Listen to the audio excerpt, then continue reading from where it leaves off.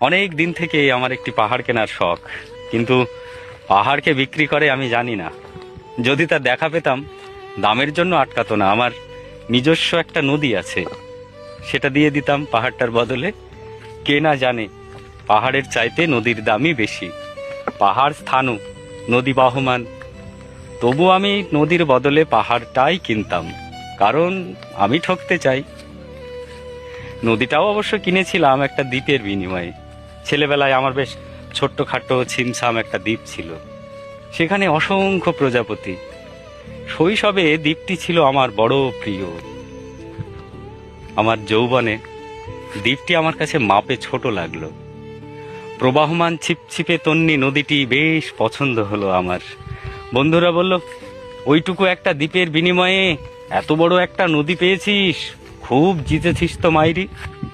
তখন জয়ের আনন্দে আমি বিহ্বল হতাম। তখন সত্যি আমি ভালোবাসতাম নদীটিকে। নদী আমার অনেক প্রশ্নের উত্তর দিত, যেমন, বলো তো আজ এখানে সন্ধ্যাবেলা বৃষ্টি হবে কিনা। সে বলতো, আজ এখানে দক্ষিণ গরম হাওয়া, শুধু ছোট্ট একটা দ্বীপে বৃষ্টি। সে কি প্রবল বৃষ্টি, যেন একটা উৎসব। সেই দ্বীপে আমি আর যেতে পারিনি। সে জানতো, সবাই জানে, শৈশবে আর ফেরা যায় না। এখন আমি একটা পাহাড় কিনতে চাই।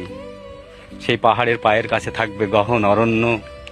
আমি সেই অরণ্য পার হয়ে যাব, তারপর শুধু রুক্ষ কঠিন পাহাড়। একেবারে চূড়ায়, মাথার খুব কাছে আকাশ, নিচে বিপুলা পৃথিবী, চরাচরে তীব্র নির্জনতা। সেখানে আমার কণ্ঠস্বর কেউ শুনতে পাবে না। আমি ঈশ্বর মানি না, তিনি আমার মাথার কাছে ঝুঁকে দাঁড়াবেন না। আমি শুধু 10 দিককে উদ্দেশ্য করে বলবো, প্রত্যেক মানুষই অহংকারী। এখানে আমি একা, এখানে আমার কোনো অহংকার নেই। এখানে জয়ী হওয়ার বদলে ক্ষমা চাইতে ভালো লাগে। হে 10 দিক, আমি কোনো দোষ করিনি, আমাকে ক্ষমা করো।